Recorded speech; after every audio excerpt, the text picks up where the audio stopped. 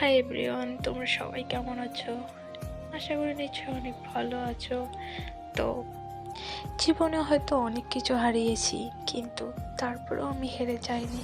কেননা হয়তো আমার জন্য কেউ হয়তো আজকে এত উপরে উঠে গেছে, বা কেউ হয়তো আমার জন্য অনেক সুখে আছে। মায়া জিনিসটা বড়ই অদ্ভুত, তাই না?